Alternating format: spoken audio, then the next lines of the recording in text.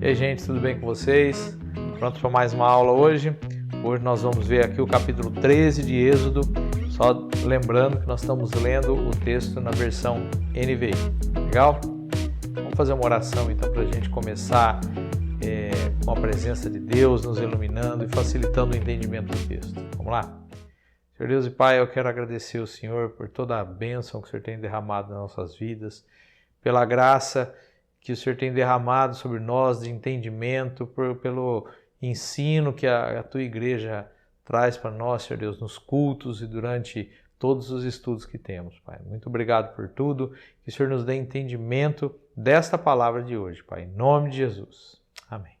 Êxodo 13 diz assim: E disse o Senhor a Moisés: Consagra-me todos os primogênitos. O primeiro filho israelita me pertence, não somente entre os homens, mas também entre os animais.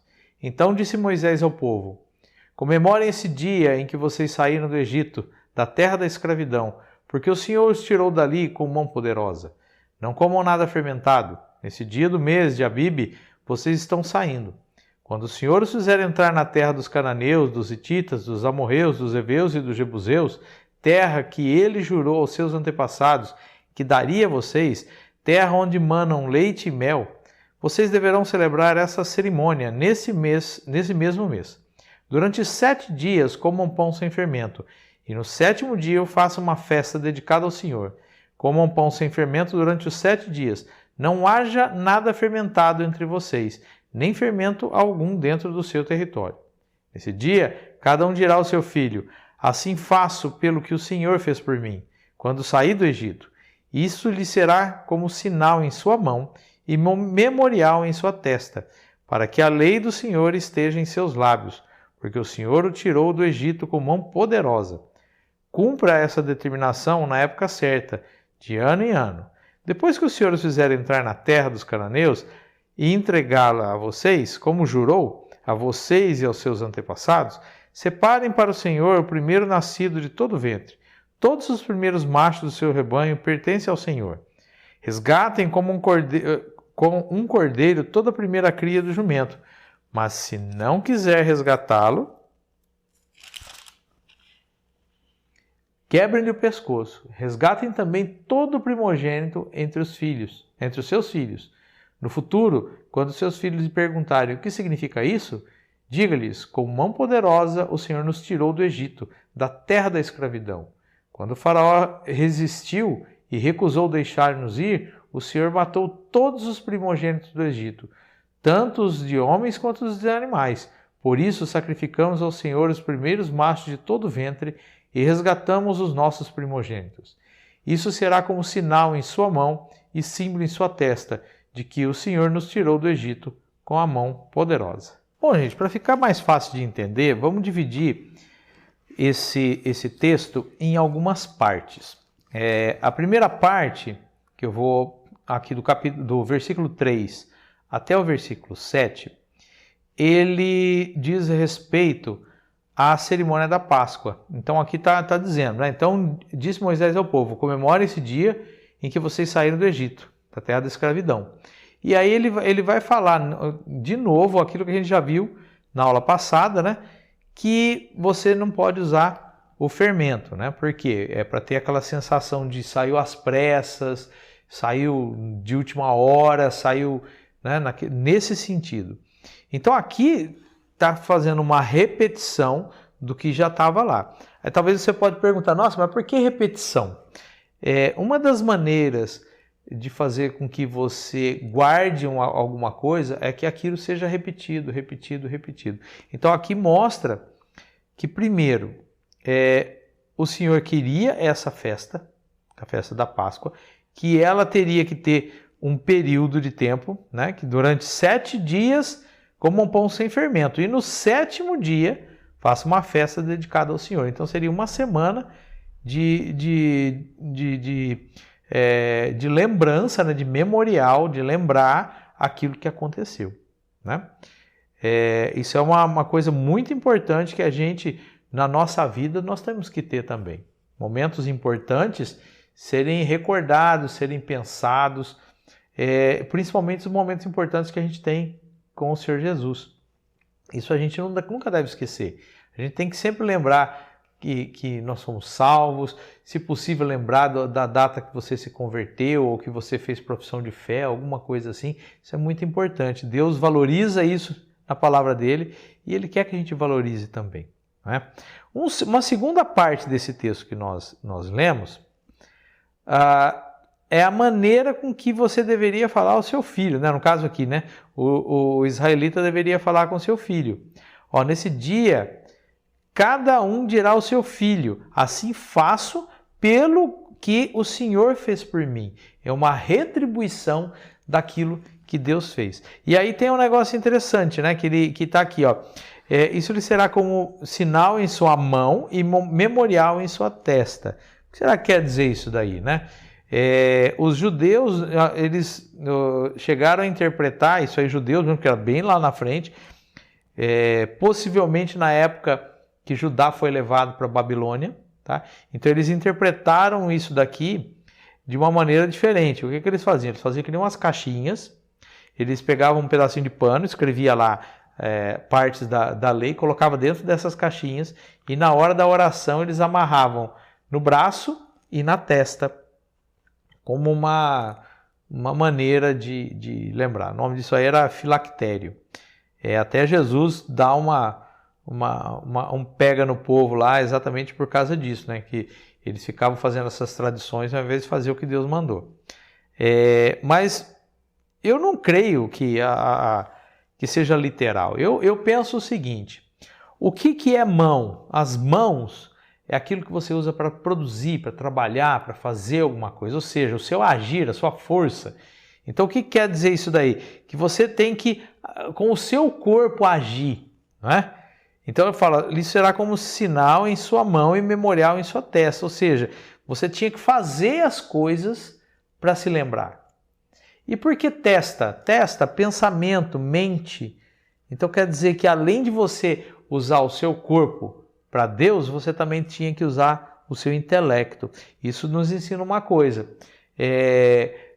Nós temos obrigação de estudar a palavra de Deus.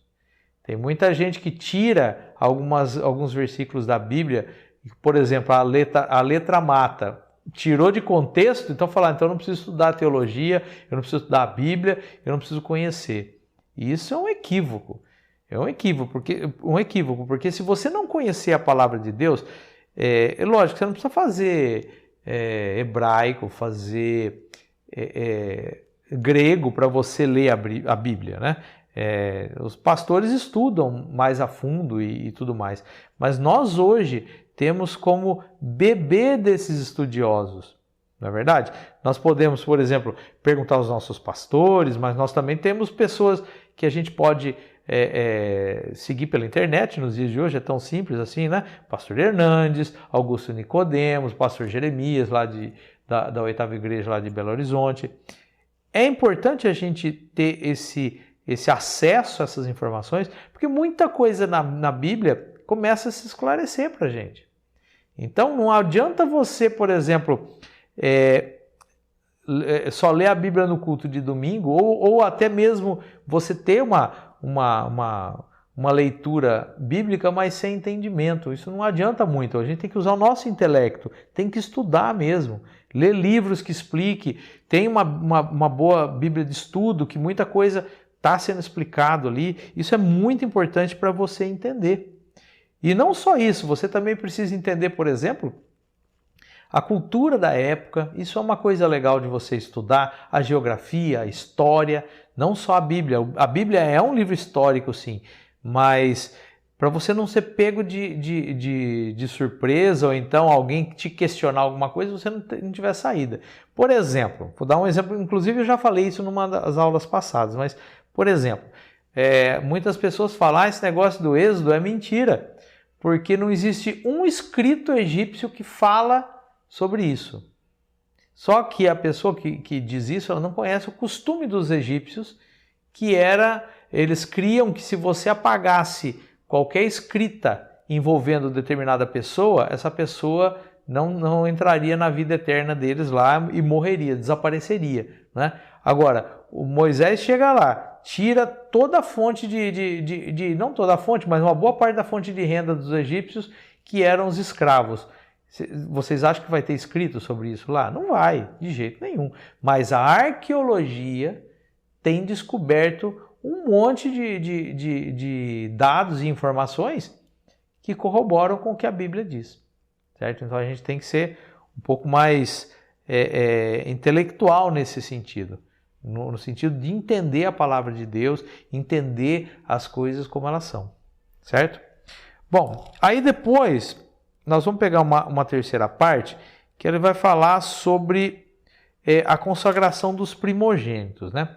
E ele vai falar aqui que não só os filhos, né, as pessoas, mas também os primogênitos dos animais, né? E é interessante que tem uma exceção aqui, que ele fala, né, todos os primeiros machos dos seus rebanhos pertencem ao Senhor. Aí ele fala, resgatem com um cordeiro toda a primeira cria dos jumentos. Por que fala só dos jumentos, né?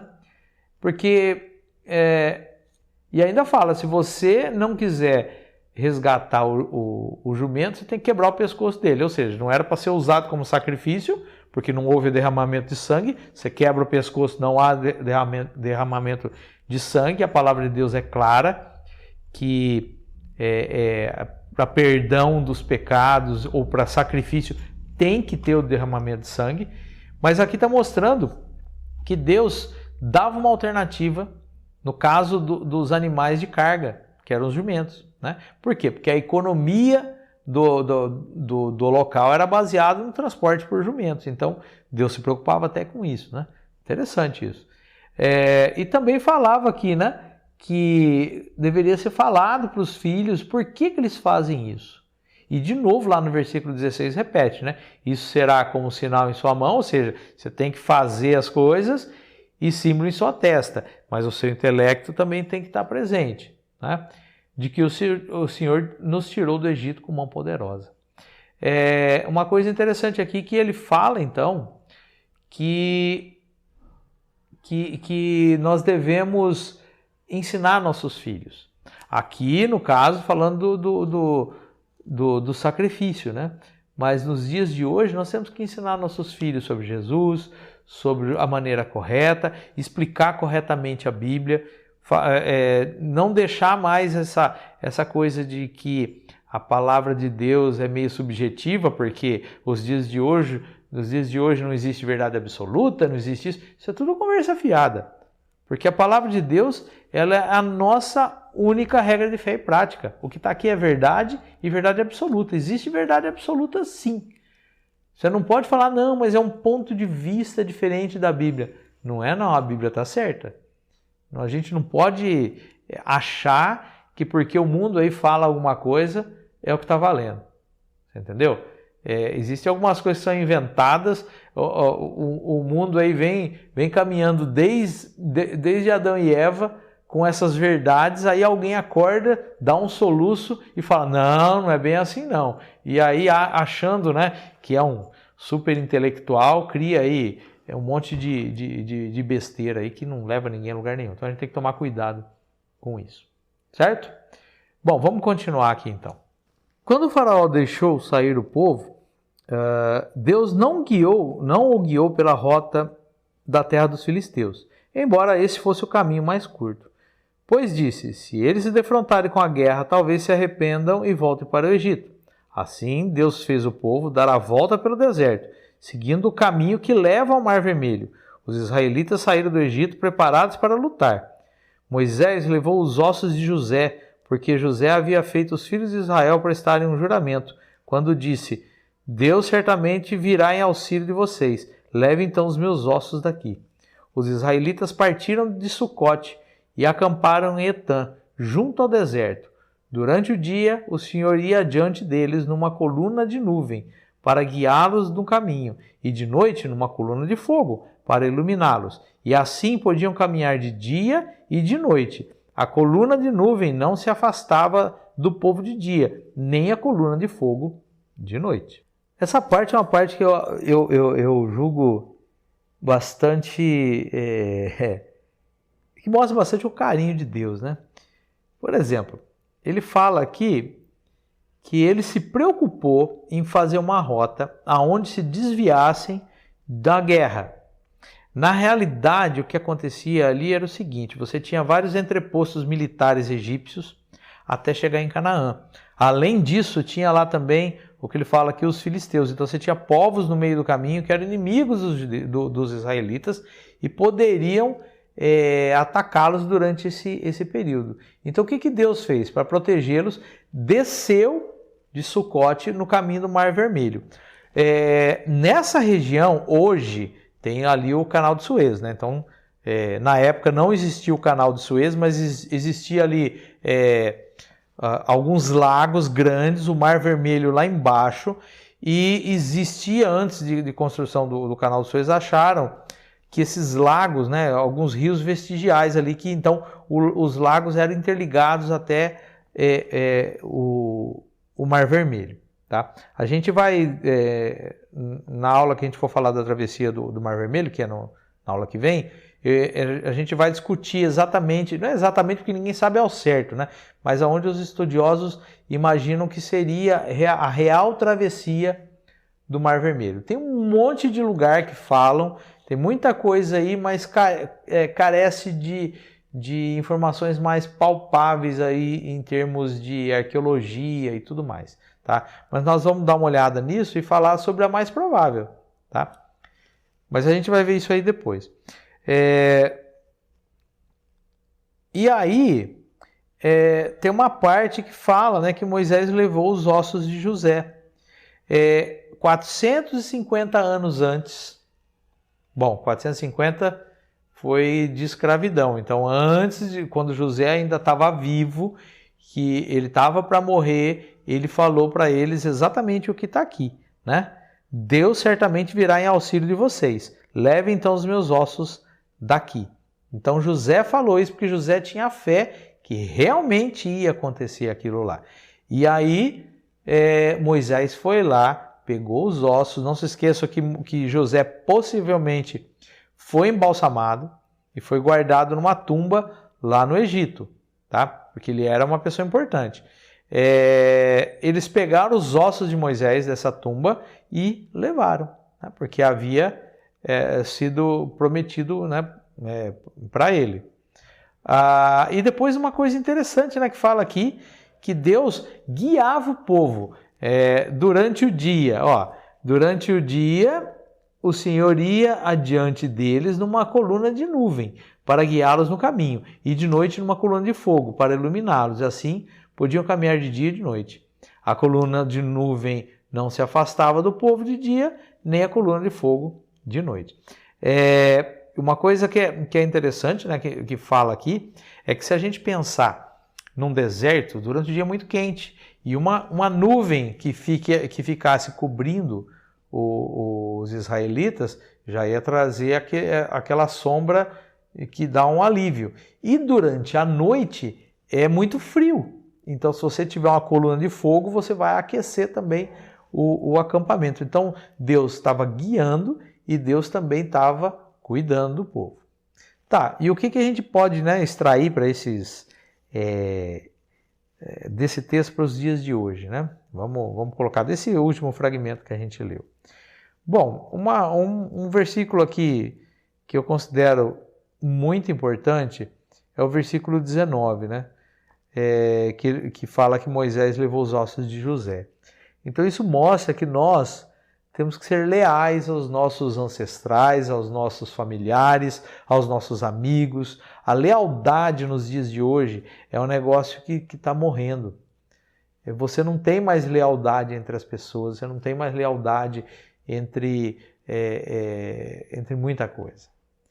E eu acho que o povo de Deus deveria ser mais grato nesse sentido e cuidar mais ter mais cuidado com os antepassados, ter mais cuidado com as pessoas da própria igreja, certo? Muitas vezes a gente vê um velhinho da igreja, não dá muita bola para ele, mas não sabe que a igreja só existe porque aquela pessoa, no tempo que ela era jovem, no tempo que ela era uma pessoa que era mais ativa, ele que gerou tudo isso que a gente tem hoje em termos de igreja. não é? A gente tem que parar para pensar, porque não, pode ser que nesse momento que ela está idosa, ela não consegue fazer tudo que fazia, mas no passado fez muito. Então a gente tem que louvar a Deus por essas pessoas e agradecer por essas pessoas e honrá-las sempre que possível. Como que você pode honrar uma pessoa nesse sentido? Conversando com ela, dando atenção, dando amor, dando carinho. Aliás, Jesus não falou que nós devemos amar o nosso próximo? Então nós devemos amar as pessoas. E também o que eu aprendo com esse versículo é que a gente tem que ter palavra. José não precisou escrever num lugar e falou, vou deixar por escrito, assinado, assinem aqui que vocês vão levar meus ossos embora. Não, ele tinha certeza que iam fazer isso. Por quê? Porque as pessoas tinham palavra. E hoje em dia a gente carece tanto disso. A pessoa ser honesta, ter palavra e tudo mais. Não é? Não se esqueça que a honestidade está mais envolvendo caráter do que aparência. Certo? E nós somos campeões em julgar pela aparência. Então, por exemplo, tem um irmão que está desempregado e tem lá está devendo lá na venda. Muitas pessoas vão olhar só que ele está devendo na venda e vai cair de pau. Falar, crente, mal pagador. Mas não sabe a vida que o cara está tendo, não sabe tudo o que aconteceu e como está o coração dele doído e esmagado porque ele está devendo na venda. Vamos colocar assim. Então a gente tem que parar de julgar as pessoas e prestar atenção no caráter das pessoas. Porque situações podem levar você a momentos difíceis na vida. Momentos bem complicados. Mas se você tem caráter, todo mundo vai saber quem é você. E pelo que você está passando. Certo? Então a gente tem que ter palavra, a gente tem que tratar com bondade as pessoas, a gente tem que entender tudo o que está acontecendo no entorno nosso, principalmente nessas épocas difíceis que nós estamos vivendo, o amor esfriou. E a gente, nós somos o ponto principal para aquecer o coração das pessoas com amor. Porque nós somos a igreja do Senhor. E a palavra de Deus fala que nós seríamos conhecidos porque a gente ia amar uns aos outros. Então que a gente possa exercer esse amor. Amém? Então vamos fazer uma oração agora, agradecendo a Deus por esse tempo, agradecendo a Deus por essa palavra e pedindo a Ele para que esse texto gere transformação no nosso coração. Vamos orar. Senhor Deus e Pai, eu quero agradecer ao Senhor pela aula de hoje. Eu quero te agradecer, Senhor Deus, por muitas coisas que o Senhor tem feito na nossa igreja, no nosso meio.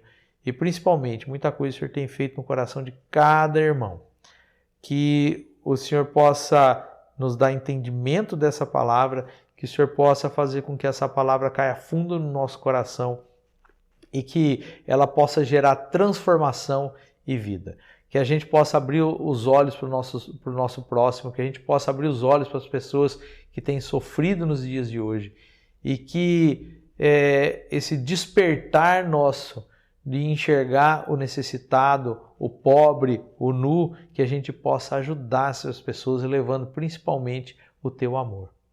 Muito obrigado, Deus, e que o Senhor possa estar conosco durante essa semana e que a gente possa exercitar o cristianismo, que é uma maneira maravilhosa de enxergar o mundo e de viver ao lado do teu Filho Jesus. Muito obrigado, em nome de Jesus. Amém. Bom, gente, espero que vocês tenham gostado da aula de hoje. Na próxima aula nós vamos falar sobre a perseguição dos egípcios e a travessia do Mar Vermelho, certo? Muito legal essa parte aqui. Então, até a próxima aula. Se Deus quiser, estaremos aqui. Deus te abençoe. Até lá.